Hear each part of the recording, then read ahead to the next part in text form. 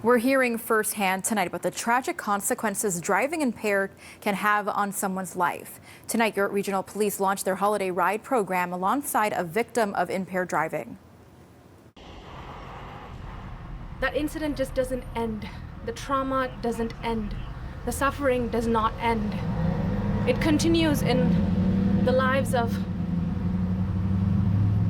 the loved ones who has lost their lives on that road that day.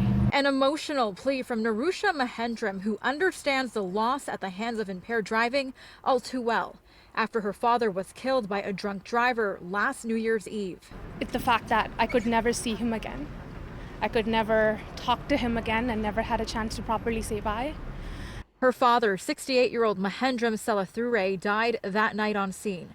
The driver of the other vehicle, 40-year-old Stanley Choi, was charged and convicted of impaired driving causing death and criminal negligence causing death, now sentenced to 7 years in prison. If you know your limit and you have a feeling that you might be going over, don't take the risk to get behind the wheel. It's a message York Regional Police wants to get across this holiday season.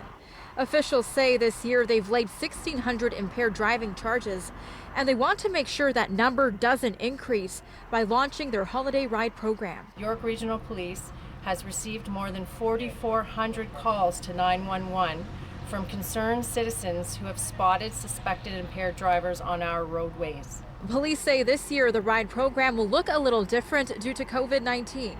Popping up in areas where they typically don't, like residential streets and back roads. We know that the locations where people often consume alcohol have changed as bars, clubs, and restaurants have been either closed or have reduced capacity. With the anniversary of Narusha's father's death just over a month away, and as she reflects on the tragic year it has been, her message to the community carries a lot of weight. Take care of those around you. And please, please help bring these numbers and these sufferings down. York Regional Police say the ride program will be in effect until New Year's Day.